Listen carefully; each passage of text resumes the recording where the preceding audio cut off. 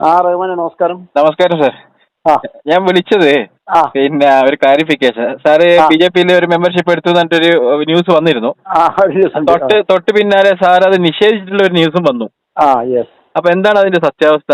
സത്യാവസ്ഥ കഴിഞ്ഞാണെങ്കിൽ എന്നെ സംബന്ധിച്ചോളം ഞാനിപ്പോൾ റിട്ടയർഡ് ആയിട്ട് ഏകദേശം 5 വർഷത്തേക്ക് എത്താനായി. അതെ അതെ എനിക്ക് അങ്ങനെയാണെങ്കിൽ ഞാൻ വിപുലമായിട്ട് പോകേണ്ട സമയം കഴിഞ്ഞു. അതെ അപ്പൊ എനിക്കങ്ങനെ താല്പര്യം, അങ്ങനെ പ്രത്യേക സംഘടനകളൊന്നും കൊണ്ടൊന്നും എനിക്ക് മുമ്പോട്ട് പോകാനും പറ്റില്ല, അതിൽ താല്പര്യമില്ല. അതെ അങ്ങനെ ഒരു സാഹചര്യമില്ല എൻ്റെത്.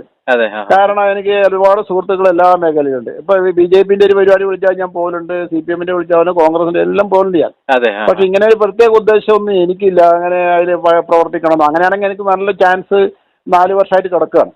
അതെ അപ്പൊ ഒന്നുമില്ല, എനിക്ക് ഒരുപാട് കേസുകളൊക്കെ ഉണ്ട്, അതൊക്കെ കോടതിയിൽ തെളിയിക്കേണ്ട സമയം കുറേ ഉണ്ട്, ബാക്കിയുണ്ട് അത്രയും. അതെ അപ്പൊ ആ ഉദ്ദേശം ഒന്നുമില്ല.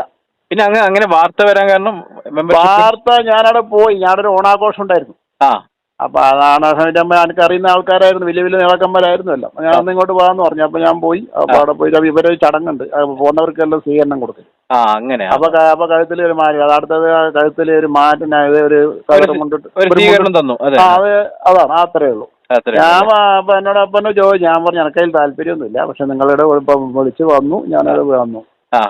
അത് പിന്നെ നാട്ടിൽ ഏത് പരിപാടിക്ക് വിളിച്ചാലും ഞാൻ വത്സൽ കയറി വിളിച്ചിട്ട് ഞാൻ പോയിട്ടുണ്ട്. അതുപോലെ മട്ടന്നൂരുള്ളവരെ ഇവരെല്ലാം ആലോട്ട് പോലെ വോളിബോളിന്റെ അവരെല്ലാം ആര് വിളിച്ചാലും അത് SPP ഒന്നും ഞാൻ നോക്കിയില്ല, അത് നോക്കാറില്ല. ആ പരിപാടിക്ക് ഞാൻ പോയി. അപ്പൊ അങ്ങനെ ഒരു മുന്നോട്ട് പോക്കാൻ ഉദ്ദേശിക്കുന്നത്. അല്ലാണ്ട് ഈ പറഞ്ഞ പോലെ പ്രത്യേക ഒരു സംഘടനയിൽ നിന്ന് മെമ്പർഷിപ്പ് എടുത്ത് നേതാവാകുക എന്നുള്ള അങ്ങനത്തെ ചിന്താഗതിയെ മനസ്സിലില്ല. അത്രേ ഉള്ളൂ. നമുക്ക് എല്ലാത്തിലും സുഹൃത്തുക്കളുണ്ട്, നല്ല സുഹൃത്തുക്കളും ബന്ധുക്കളും ഉണ്ട്.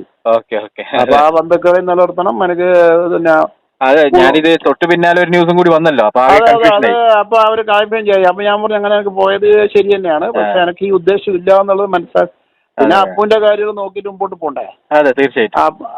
അപ്പു നല്ല ഓന്റെ കാര്യം, ഓന് പഠിക്കണം, നോക്കിയിട്ടല്ലേ സാറെന്നാലും ഒരു എന്തെങ്കിലും ഒരു ഇതായിക്കോട്ടെ, ഒരു വോയിസോ ഒരു ന്യൂസോ അങ്ങനെ എന്തെങ്കിലും ആയിട്ട്. അല്ല അതെ, ഞാൻ അവർ കൊടുത്തിട്ടുണ്ട്. വിളിച്ചവർക്ക് അവര് ചിലപ്പോൾ അത് വെച്ചിട്ടുണ്ടാവും, അത് വെച്ചിട്ട് ആയിരിക്കും അവർ പത്രത്തിൽ കൊടുക്കുന്നു. ഈ വോയിസ് പുറത്തിരുന്നോണ്ട് പ്രശ്നമുണ്ടോ സാറേ? ഇല്ല, ഇപ്പൊ ഞാൻ പറഞ്ഞ വോയിസ് പുറത്തിടുന്നതിൽ ഒരു കുഴപ്പമില്ല. ക്ലിയർ ആവുമല്ലോ.